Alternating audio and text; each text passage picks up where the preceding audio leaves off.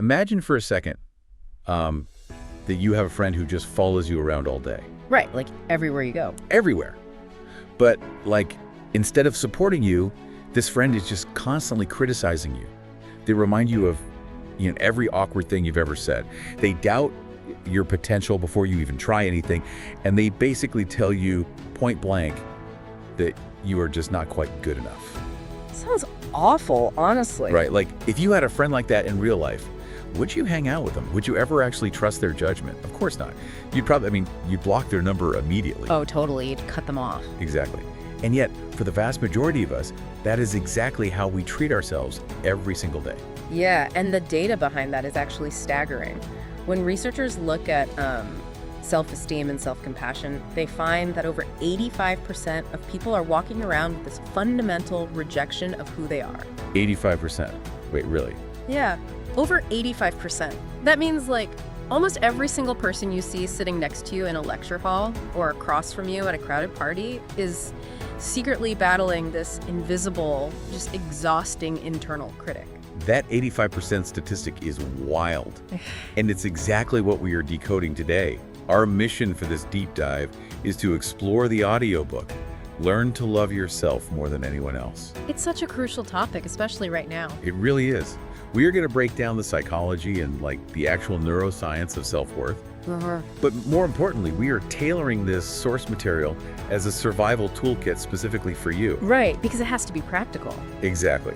Whether you are a student drowning in academic pressure, a young adult just exhausted by social anxiety, or, just someone caught in the endless paralyzing trap of perfectionism, we are figuring out how to build a way out. And I think the beauty of the research in this book is that it moves completely past the cliche of just repeating empty affirmations in a mirror. Like the whole "I am a tiger" kind of stuff. Yeah, exactly. It looks at the actual hardware of your brain. Yeah. To change how you feel, you really have to understand the biological mechanisms that are driving your self-criticism, and then learn how to physically rewire your nervous system so you can, stop fighting yourself. Okay, let's unpack this. Because going from that shocking 85% statistic to the idea that our internal rejection physically changes our brain hardware, that's a massive leap. It is a big jump, yeah. So I want to understand the origin story here. How does a person go from being a kid to treating every single bad grade or awkward social interaction like a literal life or death scenario? Well, the source material connects us to a concept from Dr. Gabor Mate, which he calls the authentic self-wound. The authentic self-wound. Right. So we are all born with a natural sense of worth, but very early on, we are dropped into environments that demand conformity. Like school. Exactly. Think about middle school or high school. You quickly figure out that being too loud, having the wrong interest, or failing a pop quiz, it leads to social or academic exile. Right, you get pushed out of the group. Yeah, and you learn a very dangerous biological lesson there. You learn that love, safety, and approval are highly conditional. Oh, wow. So you realize that you just have to perform to survive. Precisely. You bury your true, authentic self because your immediate biological priority is to stay connected to your caregivers and your peers. Because if you're not connected... To a young brain, social isolation basically equates to death in the wild. Oh, that makes so much sense. So you create this state of hypervigilance. You build an inner critic to constantly scan your environment and your own behavior for the slightest hint of rejection so you can correct it before you get cast out. So I'm picturing a student staring at a chemistry midterm they just failed. Right. And their heart is pounding, their palms are sweating. Yeah, classic panic response. To their brain, that piece of paper isn't just a bad grade. It's a literal signal that they are going to be rejected by the tribe. What's fascinating here is that neuroimaging shows us exactly what is happening in that student's head. The brain's threat detection center, the amygdala, it cannot distinguish between a physical threat and an emotional one. Wait, seriously, it's the exact same response. The exact same. When you engage in harsh self-criticism over that midterm, your amygdala activates as if a literal predator has just walked into the room. Your body floods with cortisol, which is the primary stress hormone. But wait, if the brain is flooding with stress hormones and treating a bad grade like a physical predator, what happens to the rest of the brain? I mean, the parts you actually need to figure out the chemistry problem. You get shut down. Just completely offline. Pretty much. When the amygdala takes over, blood flow is literally diverted away from the prefrontal cortex. which is the area responsible for higher order thinking, creativity, and emotional regulation. Wow. Yeah, the blood goes to your limbs so you can run or fight. The tragic irony here is that your inner critic thinks it's motivating you. Right. It thinks it's helping. It thinks, if I am brutal to you about this chemistry grade, you will study harder next time and avoid danger. But biologically, the inner critic is disabling the exact cognitive hardware you need to retain information and think strategically. You just end up paralyzed. That explains so much about academic burnout. Because we feel this intense internal threat, we panic. And when we panic, we desperately look outside of ourselves for a lifeline. Right, we want someone to tell us we're okay. We think, like, if I can just get everyone else to tell me I'm smart, or if I can just get a perfect GPA, then I'll finally feel safe. This seems to lead straight into the trap of external validation. Oh, absolutely. And modern academic metrics plus social media algorithms, they are perfectly engineered to exploit that exact biological panic. It's like a trap. It is. When you are disconnected from your own internal sense of worth, external approval becomes a drug. Every time you get a like on a post or a compliment from a professor, your brain releases a tiny hit of dopamine. It feels like safety. But it's temporary. I mean, you get an A, and for about 5 minutes, the world feels okay.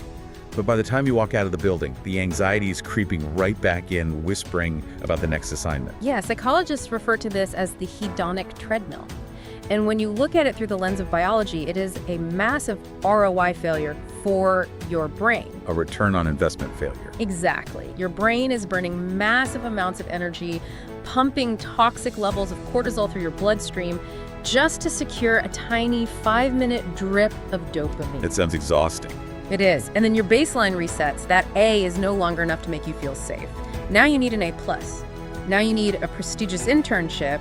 Now you need 1,000 likes instead of 100. It creates this state of, like, competitive desperation. Yeah. You are sprinting as fast as you can on this treadmill just to keep from falling off, but you aren't actually going anywhere. And it forces you to curate your life for an audience rather than actually living it. You start molding your personality to please a friend group or a manager, constantly terrified that if the external applause stops, you will be worthless. Here's where it gets really interesting, because I hear this, and part of me completely agrees, but another part of me genuinely panics. How so? Because isn't it completely normal and honestly necessary for a young adult to want good grades to get a job? Isn't it normal to want your peers to like you? Sure, yeah. If we just stop caring about external metrics, how do we survive in a competitive world? Where is the line between healthy ambition and this toxic validation addiction? That's a great question. The distinction really lies in the concept of dependency. There is a fundamental difference between appreciation and validation addiction. Okay, break that down for me. So healthy appreciation is when you work hard, you get a good grade, and you enjoy that success, or you value a compliment from a friend. But, and this is the key, your core sense of identity doesn't collapse if you don't get it. Ah, okay, so it's a bonus, not a requirement. Exactly.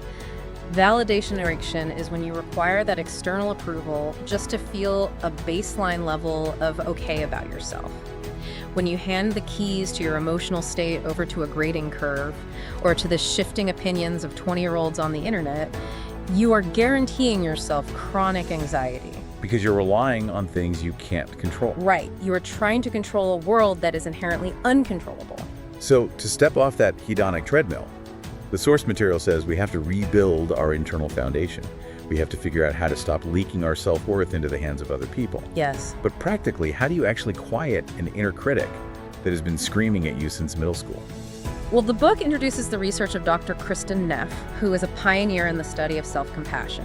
Her work moves this out of philosophy and into measurable biology. Measurable biology, like actual physical changes. Yes. She found that practicing self-compassion actively lowers cortisol levels and increases something called heart rate variability, or HRV. Oh, I've heard athletes talk about HRV, but what does it actually have to do with emotional resilience? So heart rate variability is the measure of the time variation between your heartbeats. A high HRV means your nervous system is flexible. It can adapt to stress and then quickly recover to a resting state. So it's a good thing. A very good thing. It's a biological marker of a resilient nervous system. Self-criticism tanks your HRV, keeping you stuck in fight or flight. But self-compassion increases it, literally calming your body down so your prefrontal cortex can come back online. Okay, so how do we actually do that? How do we build that self-compassion? Because the book outlines a framework called the Self-Love Foundation System, which has 4 pillars. Right, self-awareness, self-acceptance, self-compassion, and self-care. I'd love to dig into the actual daily mechanics of this. Like, what does the book suggest a listener do on a random Tuesday when they're just feeling terrible about themselves? One of the core daily practices is the radical acceptance mirror exercise. The instruction is simple, but it's incredibly confronting. I'm already nervous. You look at yourself in the mirror, make eye contact, and say out loud, I accept myself exactly as I am right now. I'm gonna be honest, if I try to do that, I know my brain is immediately gonna start fighting me. Oh, of course it will. It's gonna point out the bags under my eyes, or remind me about an email I forgot to send, or just tell me I look ridiculous talking to a mirror. But that resistance is exactly the point of the exercise. The goal isn't to magically feel perfect right away. The goal is self-awareness. So I'm supposed to notice the fight. Exactly. When you say those words, you are intentionally triggering your inner critic so you can observe it. You watch that strict, internalized voice pop up, and you practice just noticing it without judging yourself for having it. Okay, I see. You realize that the critical voice isn't you, it's just a learned program playing on a loop. That makes a lot of sense. You're separating your identity from the critical voice. And the book pairs this with another practice called the loving friend technique, right? Yes. So when you make a mistake, say you just completely bomb an interview, that inner critic will usually attack you using cognitive distortions like catastrophizing. Right. It'll say, you failed this interview, you will never get a job, you are a complete failure. Right. The loving friend technique asks you to pause and ask yourself, what would I say to my absolute best friend if they were in this exact situation, feeling this exact pain? Well, I mean, you would never look at a stressed out friend who just failed an interview and tell them they were a stupid failure whose life was over. Exactly. You'd probably buy them a coffee, tell them it was a tough break, and remind them of how smart and capable they actually are. That's exactly the point. You already possess the skill of compassion. You know how to soothe someone. The exercise is simply taking that exact same language and redirecting it inward. You are manually overriding the critical neural pathway with a compassionate one. I hear this, and again, my brain throws up a red flag. Let's hear it.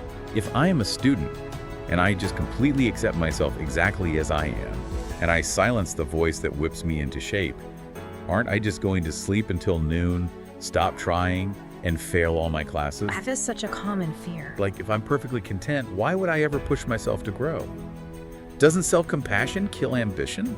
It is the most common fear people have when starting this work, but psychological studies show the exact opposite is actually true. Really? Yeah. Harsh self-criticism actually creates a phenomenon called learned helplessness.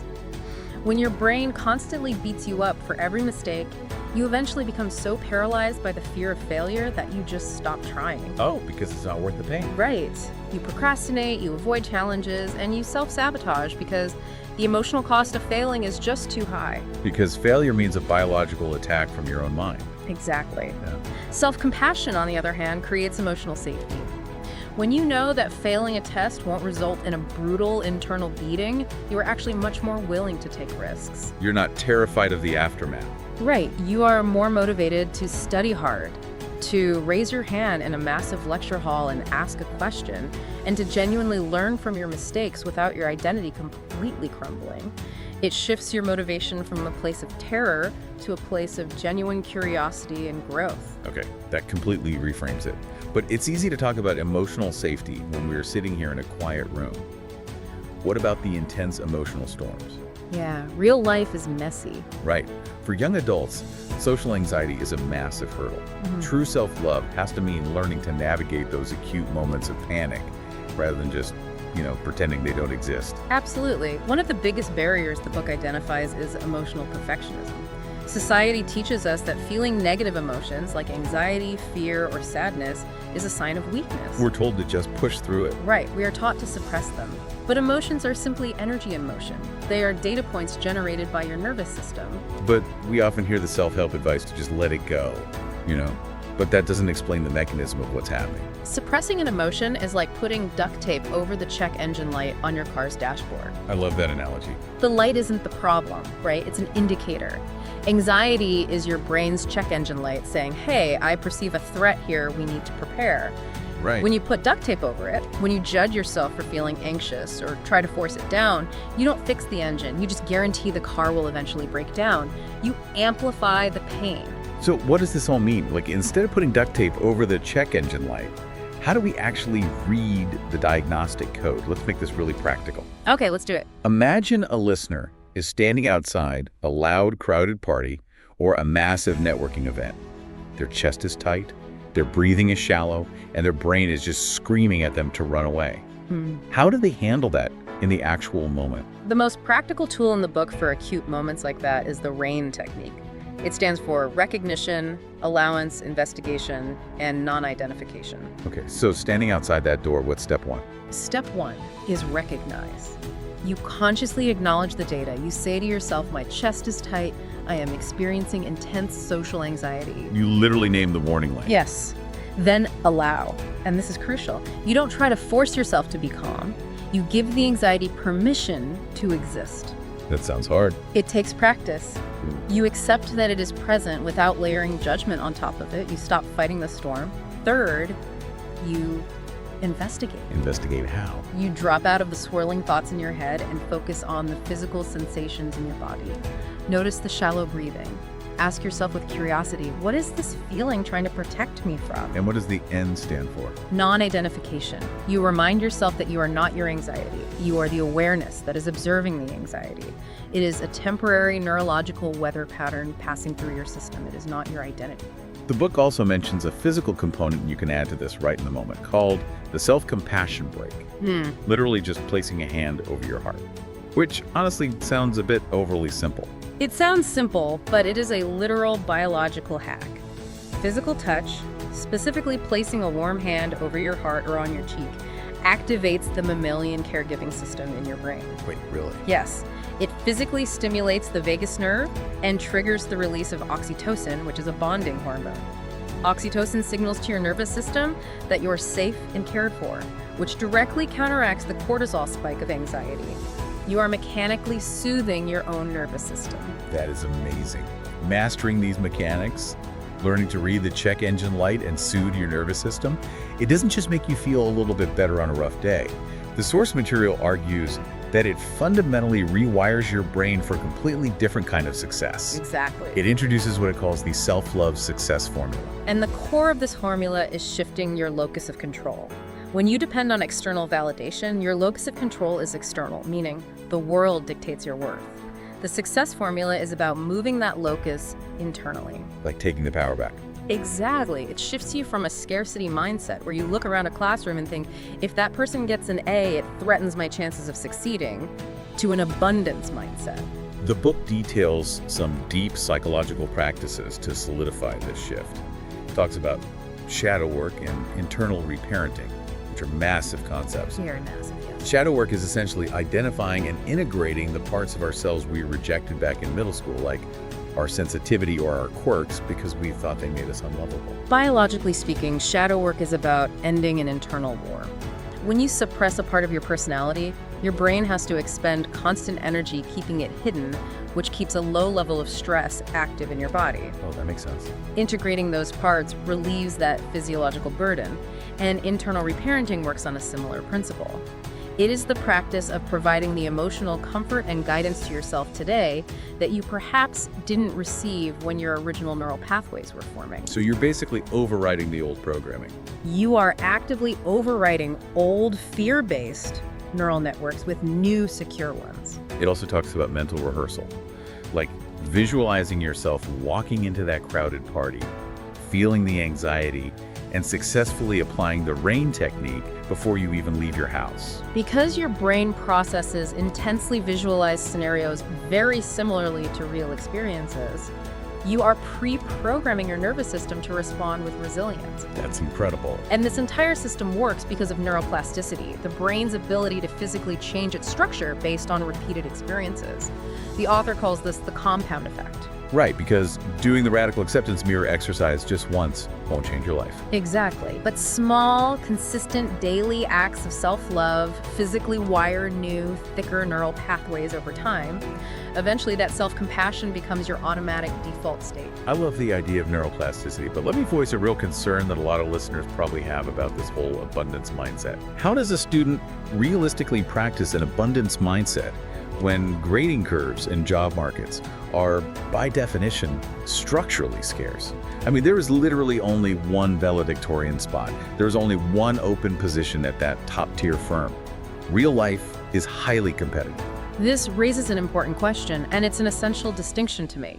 It is absolutely true that external resources, like a specific job opening or a scholarship, are limited. Scarcity exists in the environment. Right. But operating from a foundation of self-love allows you to approach that external scarcity completely differently.